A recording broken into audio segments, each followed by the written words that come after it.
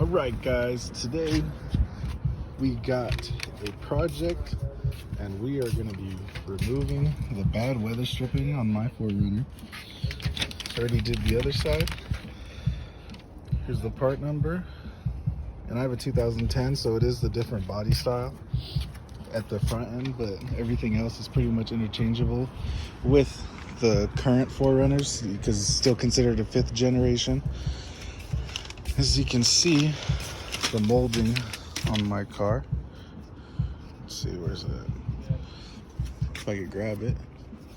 Where is it? Where'd you go? Oh, here, look.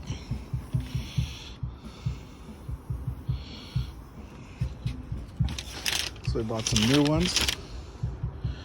About $40 each for just the driver's side. Luckily, my rear ones are perfectly fine, so I didn't have to buy those.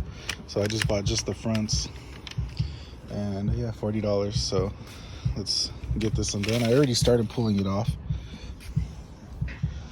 And as you can see, it's a little messed up.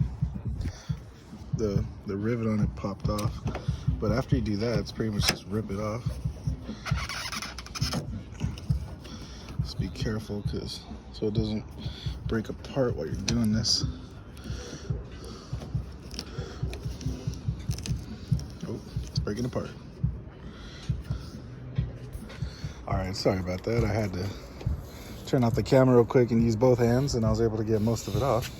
So from there, it should just be able to, yep, rip right off. There we go.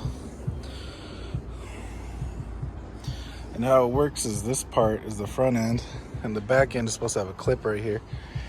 And this part, you put it over the wedge, and it slides in right there as such, like that. Okay. And I don't know who the hell did this, but they seem to have painted the car, or this was the original color and that's it faded now. So like I said, it's 10 years old.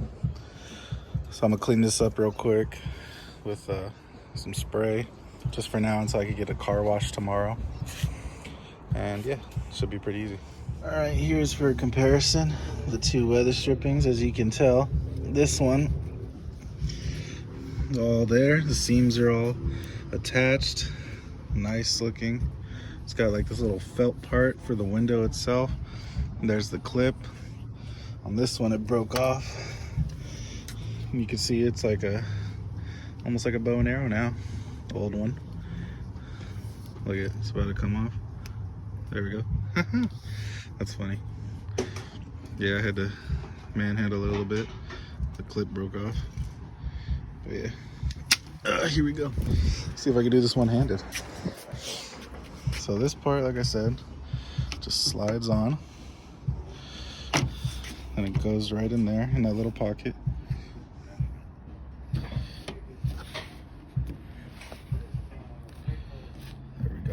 Like locked in, and then the rest of it, just want to press down so it catches. There we go. Hear the little clicks, means it's locked in place. Last but not least, get the little clip and pull it up, and it should click into place. Click.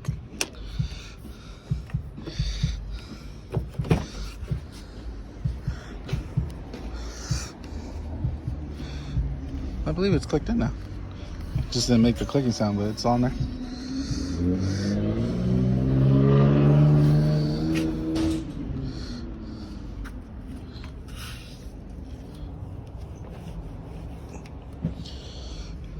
Yep. It's all good to go now.